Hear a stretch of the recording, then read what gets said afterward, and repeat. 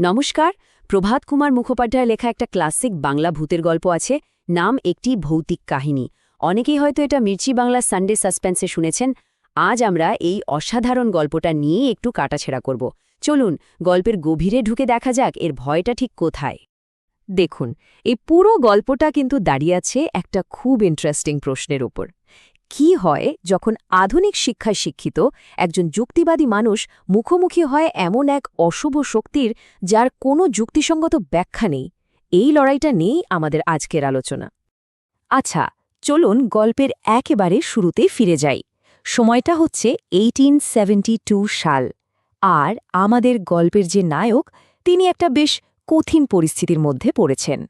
গল্পের প্রধান চরিত্র হলেন উপেন্দ্রনাথ ঘোষ, বীরভূমের ছেলে। সবে বিএ পাশ করেছেন, একদম আধুনিক চিন্তাভাবনার একজন যুবক, যার তখন একটা চাকরির খুব দরকার। আর ঠিক এখানেই গল্পটা আরও আকর্ষণীয় হয়ে ওঠে। উপেন্দ্রনাথ ছিলেন কিনা ইয়াং বেঙ্গল ভাবধারার মানুষ, মানে ভূত প্রেত কুসংস্কার এইসবকে উনি একেবারেই পাত্তা দিতেন না। উনার কাছে বিজ্ঞান আর যুক্তি এটাই ছিল সব, এর বাইরে আর কিচ্ছু নেই।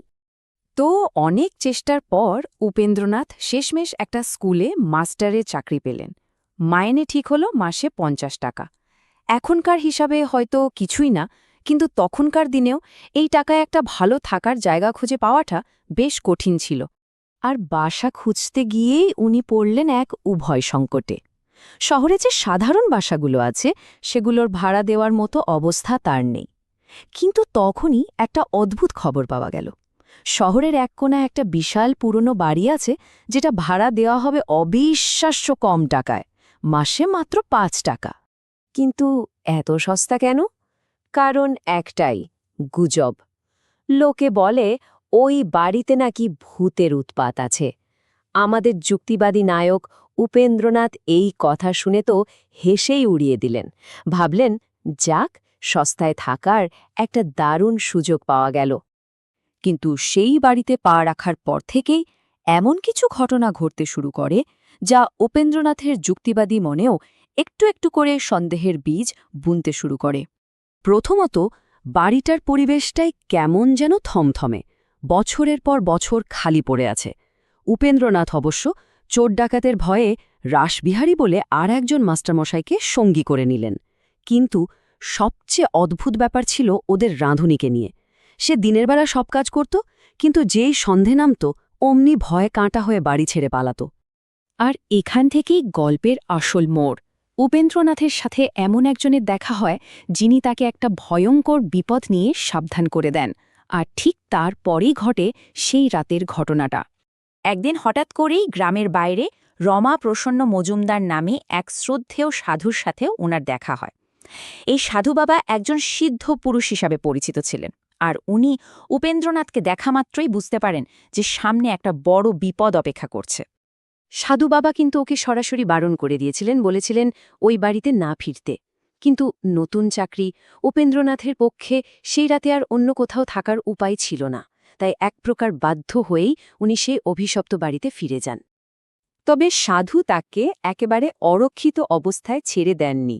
তিনি উপেন্দ্রনাথের মায়ের হাত দিয়ে একটা কবচ পাঠিয়ে দেন আর বলে দেন, যদি কোনো রকম ভয় বা বিপদের আঁচ পাওয়া যায় তাহলে যেন পবিত্র তারক ব্রহ্ম নাম জপ করা হয়। এরপর সেই ভয়াল রাত নেমে আসে।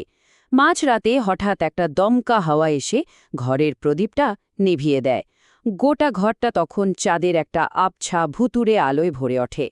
ঘুম ভাঙার পর অন্ধকারে চোখটা একটু শোয়ে আসতেই উপেন্দ্রনাথের বুকের ভেতরটা ছ্যাঁত করে ওঠে। উনি বুঝতে পারেন ঘরে উনি একা নন। ওনার খাটের পায়ার কাছে ওই আবছা অন্ধকারে কে যেন বসে আছে।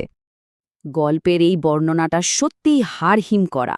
উপেন্দ্রনাথ দেখেন একটা কঙ্কালের মতো মূর্তি ঠিক ওনার দিকেই তাকিয়ে আছে, আর তার চোখে কি তীব্র রাগ আর বিদ্রুপের এক অশুভ মিশেল।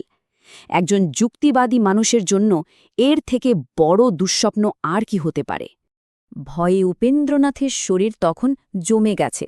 সেই মুহূর্তে ওনার সব বিজ্ঞান, সব যুক্তি যেন কর্পূরের মতো উবে গেছে।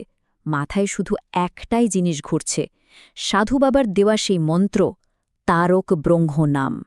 আর সেটাই উনি মরিয়া হয়ে জপ করতে শুরু করেন। সেই ভয়ঙ্কর রাতের পর গল্পের রহস্য কিন্তু আরও ঘনীভূত হয়। আচ্ছা, কেন ঘটল এই ঘটনা? আর সাধু বাবাই বা কী করে সবকিছু আগে থেকে জানতে পারলেন? চলুন এবার সেই দিকে নজর দেওয়া যাক। পরদিন সকালেই সাধুর কাছ থেকে একটা চিঠি এসে পৌঁছায়, আর সেই চিঠিতে যা লেখা ছিল তা উপেন্দ্রনাথের সব ধারণা পাল্টে দেয়। সাধু লিখেছেন, উপেন্দ্রনাথ যা দেখেছেন তা কোনো স্বপ্ন ছিল না, বিপদটা সত্যি ছিল, আর একমাত্র ওই কবচের জোরেই উনি সে যাত্রায় প্রাণে বেঁচেছেন। আর এই জায়গাটাতেই গল্পটা একটা ভয়ঙ্কর দিকে মোড় নেয়। সাধু যা জানালেন সেটা শুনলে গায়ে কাটা দেয়। প্রেতাত্মাটা নাকি উপেন্দ্রনাথকে টার্গেট করেছিল, শুধু ওনার জাতের জন্য, কারণ উনি ছিলেন কায়স্থ। আর ওনার যে রুমমেট রাসবিহারী, উনি ব্রাহ্মণ বলে বেঁচে গেছেন, মানে সুরক্ষিত ছিলেন। ভাবা যায়, একটা ভূতের আক্রমণের পেছনেও জাতপাতের বিদ্বেষ।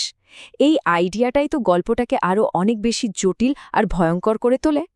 অনেকে হয়তো ভাবতে পারেন, যাহ, গল্পটা বোধহয় এখানেই শেষ। কিন্তু না, আসল ভয়াবহতা তখনও বাকি ছিল। এই টাইমলাইনটা একবার দেখুন।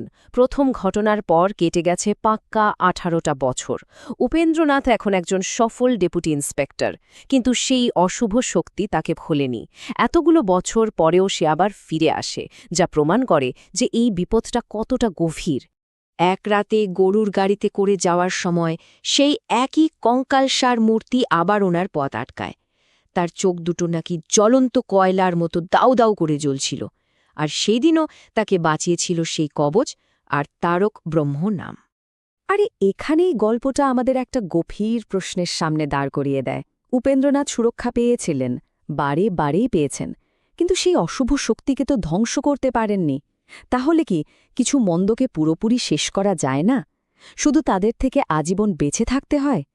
এই গল্পের শেষে কোনো উত্তর নেই, শুধু রয়ে গেছে একটা অস্বস্তিকর প্রশ্ন।